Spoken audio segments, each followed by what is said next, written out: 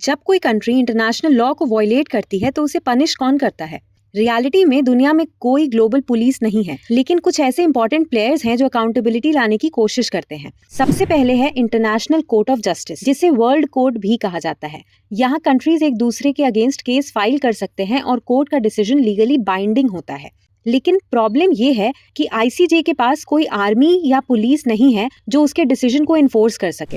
दूसरा important institution है international criminal court. ICC countries को पनिश नहीं करता, बल्कि इंडिविजुअल लीडर्स और मिलिट्री कमांडर्स को पनिश करता है अगर उन्होंने जेनोसाइड, वॉर क्राइम या क्राइम अगेंस्ट ह्यूमैनिटी किए हों। लेकिन कुछ मेजर कंट्रीज जैसे यूएस, चाइना और रशिया आईसीसी के मेंबर्स ही नहीं हैं।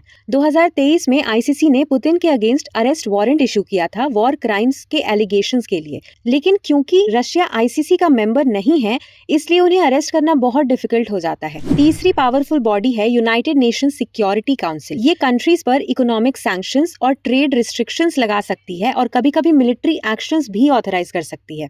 लेकिन क्योंकि परमानेंट मेंबर्स के पास वीटो पावर होती है तो एनफोर्समेंट काफी पॉलिटिकल हो जाता है। तो रियलिटी ये है कि इंटरनेशनल लॉ में पनिशमेंट सिर्फ कोर्ट से नहीं, बल्कि पावर, पॉलिटिक्स और ग्लोबल प्रेशर के कॉम्बिनेशन से आता है।